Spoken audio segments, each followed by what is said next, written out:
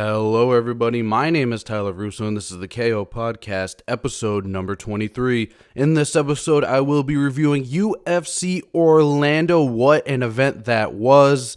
Man, that card was packed with fights. Can't wait to go over that. Also, I will be previewing UFC 282. This is the last pay-per-view of the year. And also, Bellator has a big card this Friday. Bellator 289 is in Connecticut at Mohegan Sun. I cannot wait for that card as well. Ring that bell.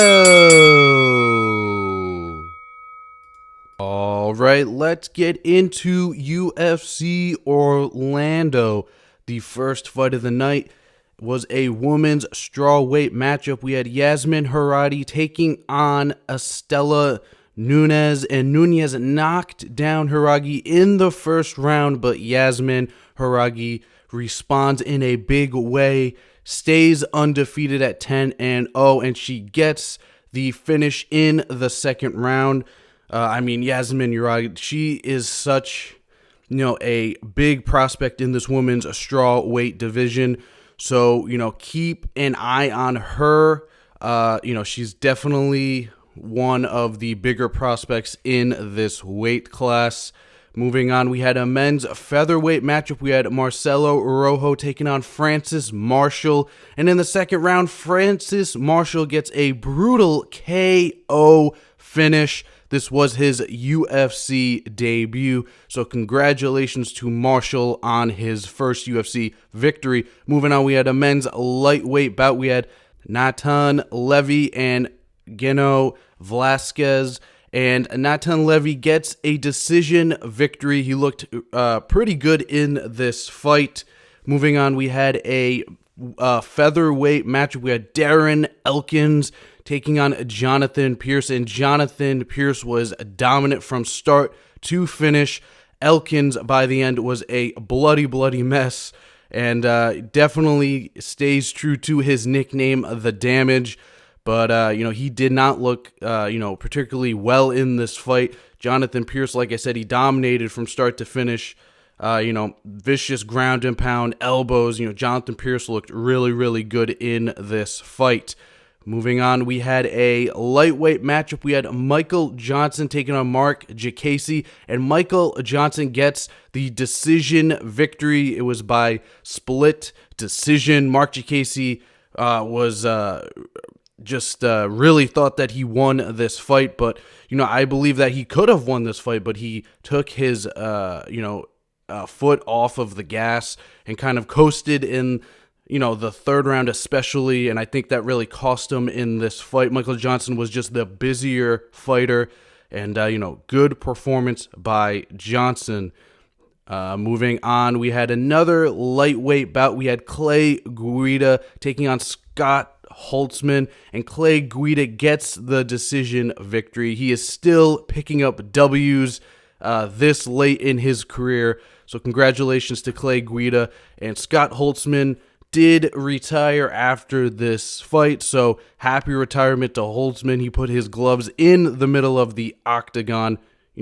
Hats off to him for a great career. Moving on, we had Angela Hill taking on Emily Ducote, and Angela Hill gets the decision victory.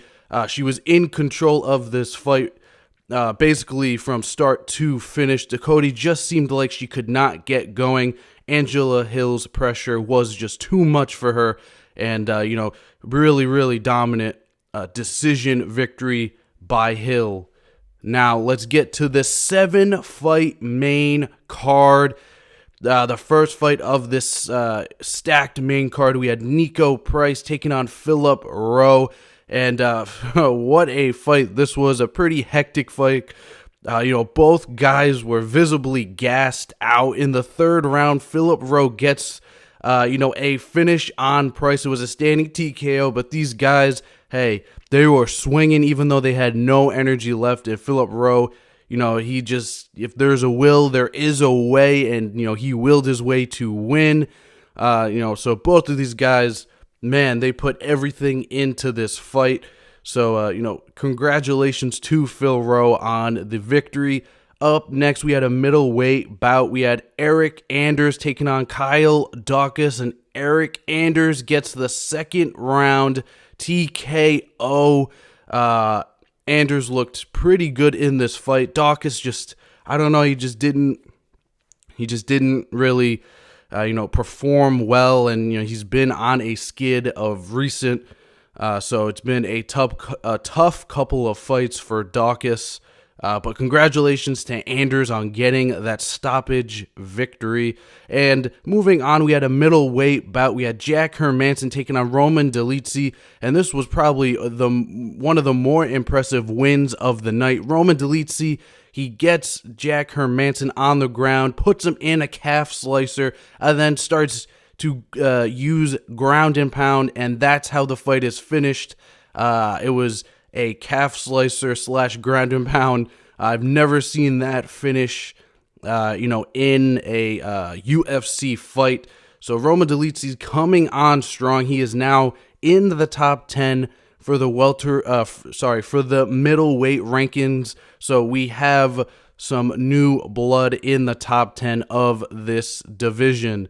Moving on, we had the only heavyweight matchup of the night. We had Tai Tuivasa taking on Sergey Pavlicek, and Sergey Pavlicek runs through Tai Tuivasa in 54 seconds. What an impressive victory for Pavlovich, and he is definitely a top player in this heavyweight division. I mean, Tai Tuivasa looked like he went, he went 5 rounds in a war. His face was all busted up, and it was only in 54 seconds. And, you got to wonder if Tai Tuivasa maybe came back a little bit too early, in his last fight. He did also get finished against Gane. So, interesting to see how Tai Tuivasa kind of takes it from here. He has been on losing streaks before, and he's responded. So, let's hope that he can regroup and, start winning again. But Sergey Pavlovich, what a statement that he made. He is about probably one fight away from getting a title shot. I mean, obviously, it's still unclear with Ngannou out. It seems like John Jones is going to get that Ngannou matchup, so very excited for that. But Sergey Pavlovich, definitely a top player in this division. Moving on, we had a flyweight bout. We had Mathis Nikolai taking on Matthew Christopher Schnell, and Mathis Nikolai gets the TKO in the second round. Mathis Nikolai, he is inching ever so slightly to that flyweight title shot. Obviously, there's a lot of unfinished business with Brandon Moreno and Davison Figueiredo. That fight is still trying to be worked out, and it is just kind of becoming more difficult for this fight to actually happen with the James Krause situation now affecting Moreno and Figueiredo, with whatever's been holding him out. So flyweight is very unclear at the top. Nikolai did say his contract is out. I'm pretty sure the UFC is going to re-sign him because a lot of people have been saying this, they're going to probably need him for, any of, who knows really with this flyweight division. So he could have a title shot before we even know it. Moving on in the co-main event, it was a welterweight bout. We had Brian Barberena taking on Rafael Dos Anjos, and Rafael Dos Anjos submits Brian Barberena in the second round. Dos Anjos just shows how high level of a grappler he is. He was all over Barberena, and eventually he gets the submission, and Dos Anjos calls out Conor McGregor in his post-fight speech. I've always thought that this matchup makes sense, and at welterweight it makes even more sense now because I don't even know if Conor's going to be able to make 155 at this point. So that's a matchup that I would like to see, but who knows if that's going to happen. And Brian Barberena, he was on a win streak of his own coming into this. Unfortunately, he does, get submitted. But, still, Brian Barberena, I still believe he is, a really, really good fighter. He just fought, a guy on a different level, grappling wise. I picked Bryan Barberena just because I thought maybe he could get Dos Anjos early and hurt him, but Dos Anjos obviously knew the danger of Bryan Barberena and had a very smart game plan for him.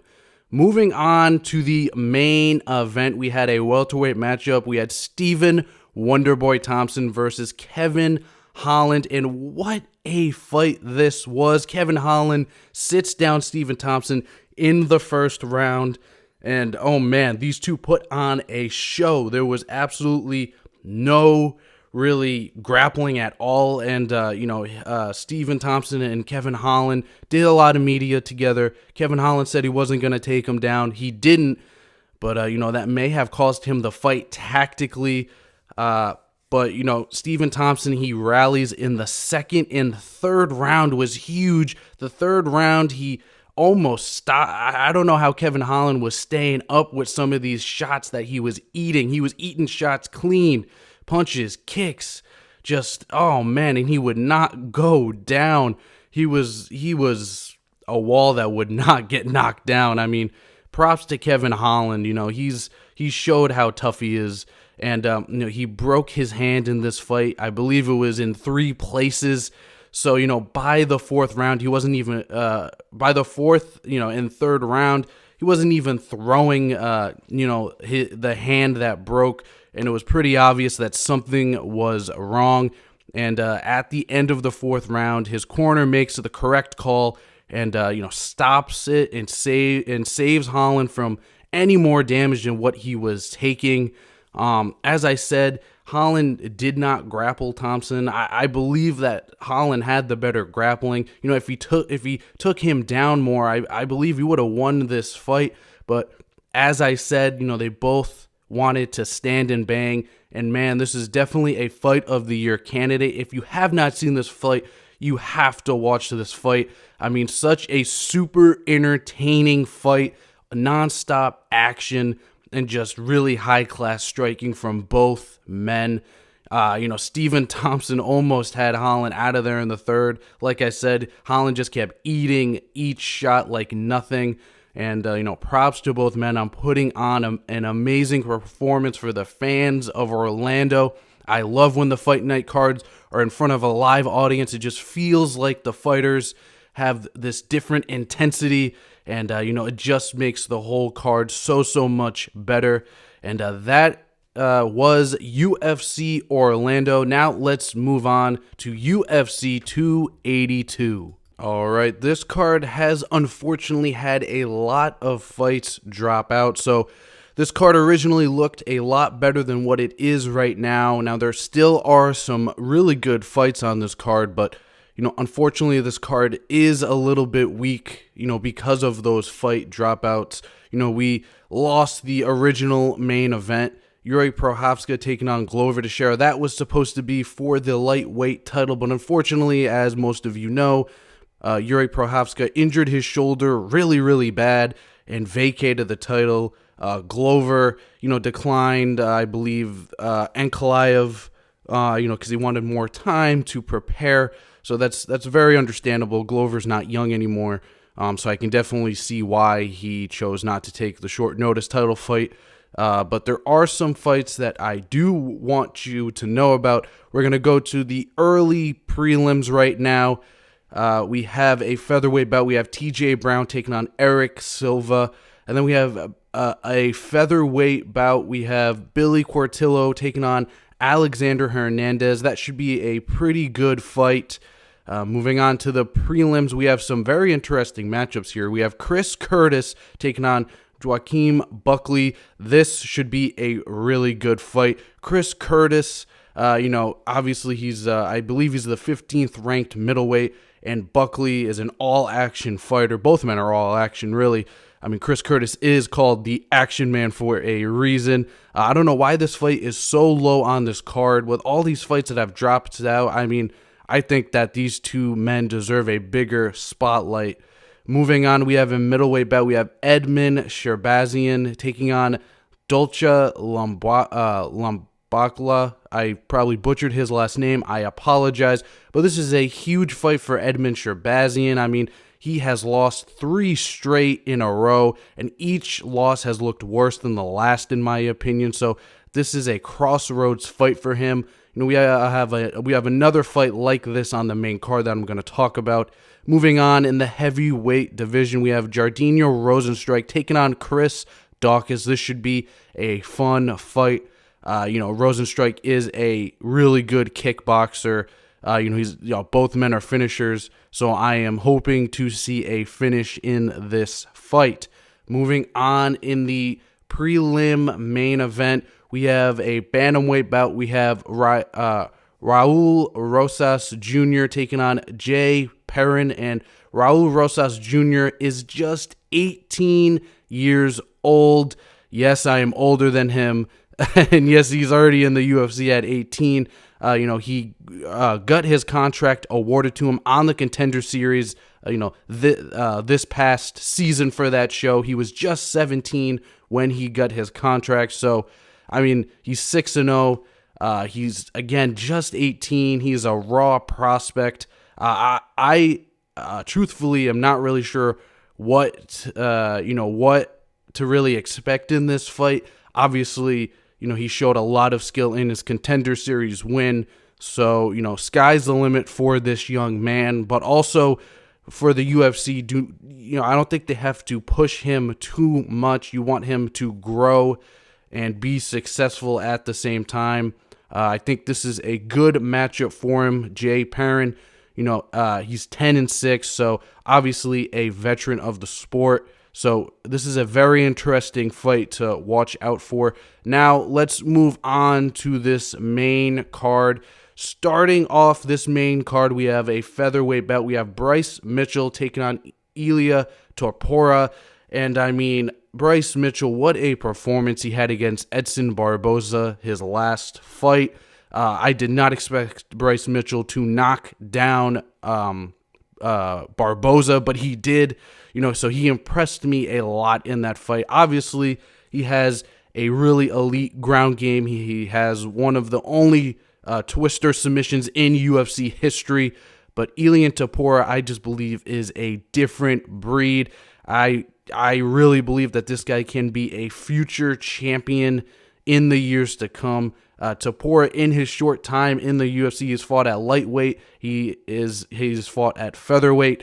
So, he's 12-0, and he's been hurt before. He got hurt really bad in his fight against Jai Herbert, but he recovered well and got the finish in the second round. So, Topuria's 25. I have very high hopes for him in this featherweight division. Moving on, we have a middleweight bout. We have Darren Till taking on Ducis Duplessis. And Darren Till, like I said, this is another crossroads fight. Darren Till, we all know how elite he can be, but he's had a lot of problems getting to his scheduled fights. He's had to pull out of a lot of fights because of injuries, and that's really been the story with him. So if Darren Till comes in here fully healthy, fully focused, I do believe that he can win, but Duplessis is not a slouch. This guy is an explosive striker, and he can knock people out. So if Darren Till, makes the slightest mistake, it's not going to go his way. But like I said, if Till is healthy and if he is focused fully, which he looks in great shape, looks in good spirits, I really hope that we can see Darren Till make another run at a title, because he is just such a charismatic person outside of the octagon with his interviews. And, he is definitely a star. He's still only 29 years old. So, it would just be really great if he could get back on track. But this is a huge fight for both men. Really a career-defining fight. So there's a lot at stake in this middleweight bout. Moving on, speaking of fights that fell out, we have a catchweight bout now. We have Santa Tivio Ponzinibbio taking on Alex Moreno. Alex Moreno takes this fight on very, very short notice. This was originally supposed to be Robbie Lawler, but Robbie Lawler had to pull out of the fight because of an injury. So Alex Moreno, he gets this short notice fight. And Ponzinibbio, he's been a mainstay in the welterweight division. But Ponzinibbio, I expect him, he's struggled in recent times. And, Alex Moreno's been on a streak. So it's kind of, tale of two fighters, really. So I'm not sure what to expect in this fight because now Ponzinibbio has a new opponent, so game plans do change. So interesting to see how these two fighters come at each other. In the co-main event, we have a lightweight bout. We have Paddy the Baddy Pimblett taking on Jared Gordon. This is Paddy the Baddy's pay-per-view debut, and he is elevated to the co-main event because of the main event dropping out. So this is a huge spot for him. I definitely think that he has the advantage on the ground, but Jared Gordon, a talented fighter in his own right. He's got good stand-up. I think he's really well-rounded as a fighter. So this is a big opportunity for Paddy Pimblett. If he wins this fight, I think the UFC is going to give him an opponent with a number. And again, he could be the main event of a UFC fight night. But he's got to get through Jared Gordon first. Now, the main event we have for the light heavyweight title, we have Jan Blachowicz taking on Magomed Ankalaev. And, Jan Blachowicz, obviously a former UFC lightweight champion. He lost it to Glover, who then lost it to Yuri. But now he gets another shot at becoming champion, but he has a tall task across from him with Magomed Ankalaev. Ankalaev is 18-1. His only loss was to Paul Craig when Paul Craig locked up a last-minute submission on him. So, he's been on a roll. He's a very, very well-rounded fighter, and a lot of people have, kind of seen him as a future champion in this division, so he's getting his shot kind of unexpectedly, but, I'm probably going to have to take Magomed Ankalaev. I just feel like he has more tools to win the fight. He's got nasty ground and pound. He's got really good wrestling. He also has, really good striking, He throws front kicks. He's very explosive, but he's also very tactical in his movements. So that's how I see the main event going. Now, let's move on to Bellator. All right, getting into this Bellator 289 card. As I said before, it takes place at Mohegan Sun this Friday. The Bellator 289 prelims will be free. Yes, I said free on YouTube. Definitely check it out if you have the time. Free MMA is amazing. So, that's why I tweet out the YouTube link, when I remember, because, it's great to spread MMA to everybody, especially when it is free. A couple fights I want to highlight in the prelims. First up, I have my man, Kai Kamaka III. Yes, he is finally fighting. I am so excited to see him go to work. He's taking on Kevin Boeheim. And just a big, big shout out to Kai Kamaka III. He's been on the podcast multiple times. A really good guy, and he's a really good fighter as well. So, he's going to be on the prelims. Definitely show your support for Kai Kamaka. He is definitely a, friend of the podcast. And again, thank you for coming on so many times, Kai. I just wish you good luck and good health in this fight. And go get that W. Moving on to the other prelim bout I want to talk about, we have Pat Downey. He is back. He won his debut. He is just 1-0. But again, he's coming from an elite wrestling background. So, Pat Downey, that fight should be interesting. And also another fight that I want to highlight is Cody Law versus Chris Cody. And Cody Law, he's coming off of his first career loss, but I just feel that he's going to get right back in to the win column. He's still a big prospect in this featherweight division. Now let's move on to this stacked main card.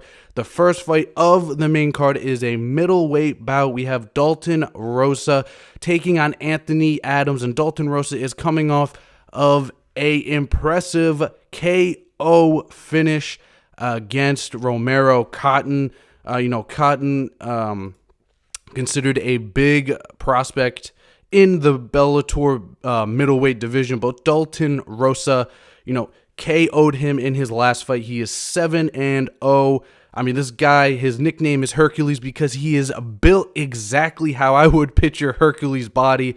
So this guy is, he's athletic, he's powerful. So, really looking forward to Dalton Rosa's fight. Moving on, we have a Bantamweight World Grand Prix fight. We have Patchy Mix taking on Magomedov, I believe. Sorry that I took so long to come up with that pronunciation, but Magomedov, 19-2, Patchy Mix, 16-1. So, combined, these guys only have 3 career losses, and both of these guys are grappling aces. I really think that we're going to see some type of crazy submission that ends this fight.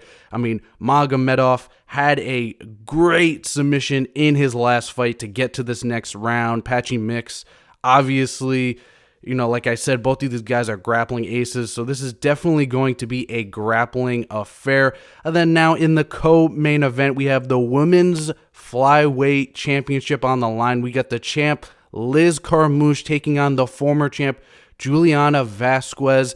And in their last fight, Juliana Vasquez felt that the fight was stopped early. She was, I believe she was in... she was in a very, very bad position, and Liz Carmouche was raining down some blows on her, but she felt that the fight was stopped early.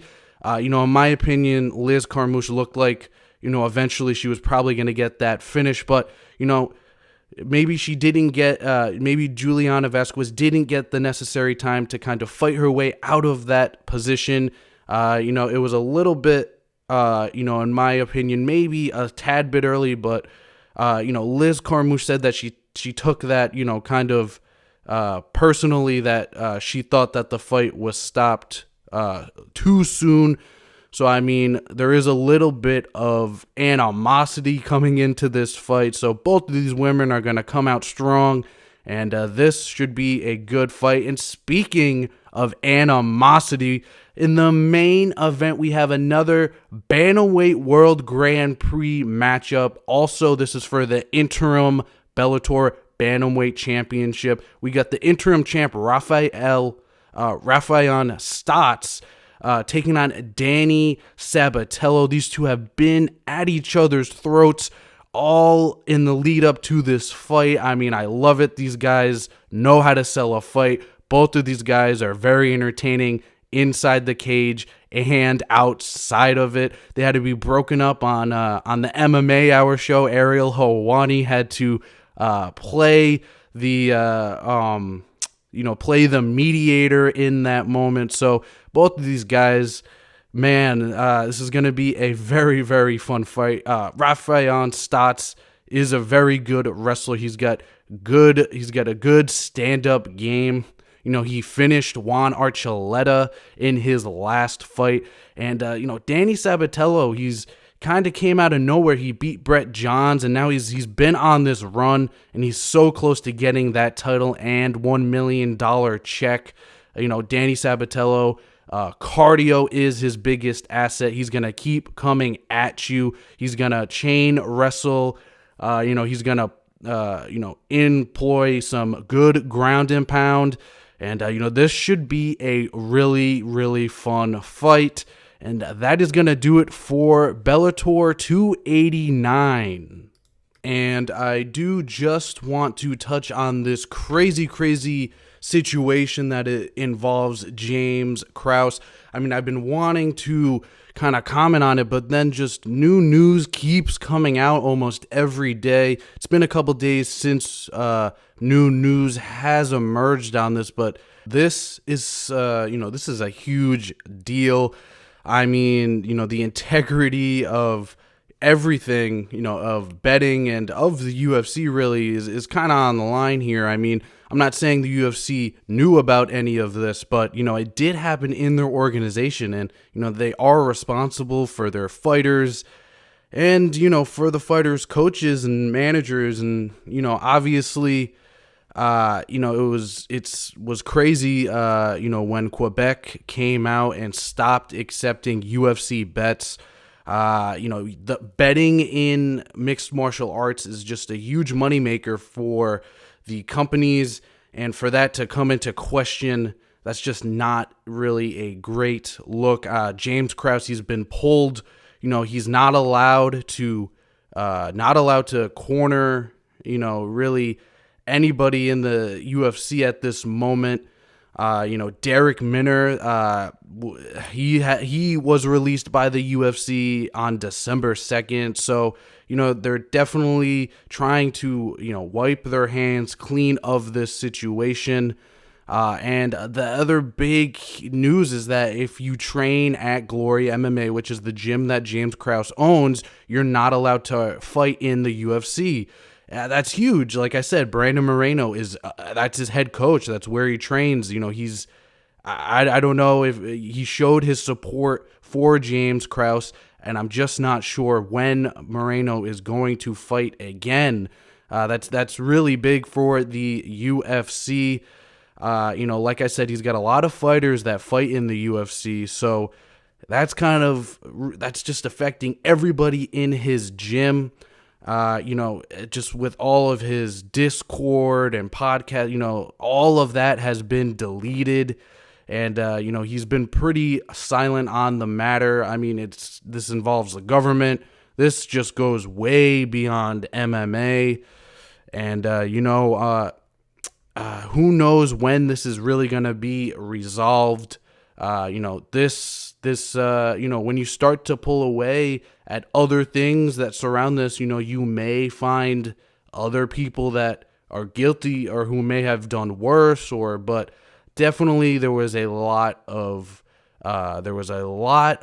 kind of just surprise when the lines moved so much in that Derek Minner fight. His opponent hadn't had a finish in the UFC, so it was a little bit suspicious that people started betting his opponent was going to get a first-round knockout and that the fight was going to last fewer than 2.5 rounds.